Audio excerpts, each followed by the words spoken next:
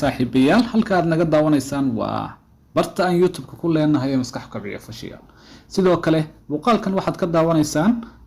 page-keena Facebook-ga ee Nuno Qofalle haddii aan barnaamijkeena guda galno maanta waxaan aad u jeedaan waa qof ima aadam ah wuxuu jiray qaybo jirkiisa kamid ah jirkiisa oo idilna wuxuu ku xardhay tattoo ama shaabad si uu ugu muuqdo sidan ka hor inta uusan dhibaatada isku geysan sidan ayuu ekaa bal aan isweydiinay maxaa ku kalifay inuu bedelo muuqaalkiisa guud magaciisu waa Anthony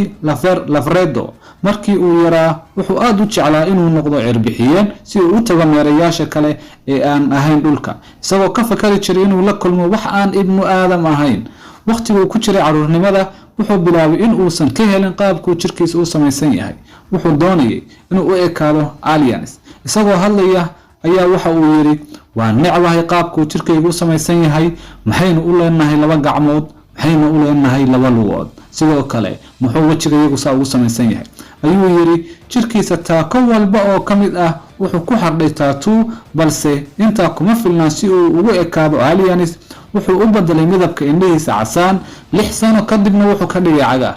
haddii aad doonayso inaad u ekaato aliens waa inaad gabi ahaanba aadan shabihin ibnu aadamka Anthony markan carabkiisa wuxuu u qaybiyay laba jeex wuxuu mariyay kalarka cagaarka ah sidoo kale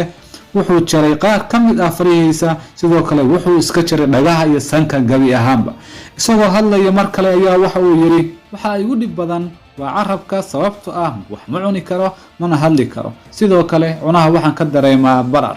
balse waxyaabaha ugu yaabka badan ee lagu arkay dhaqanka ninkan waxa kamid ah in uu wali qorsheynayo tallaabo dheeraad ah inuu qaado isagoo doonaya inuu labadiisa lugo mid kamid ah iska jaro carabkiisa laba ayuu u kala qaybiyay wuxuuna doonayaa inuu gabi ahaanba iska jaro xubintiisa taranka Anthony wuxuu isku haystaa nin ka dhabay riyooyinkiisii balse sida xaqiiqda wuxuu ku dhacay hog dheer oo aan ka soo noqosho lahayn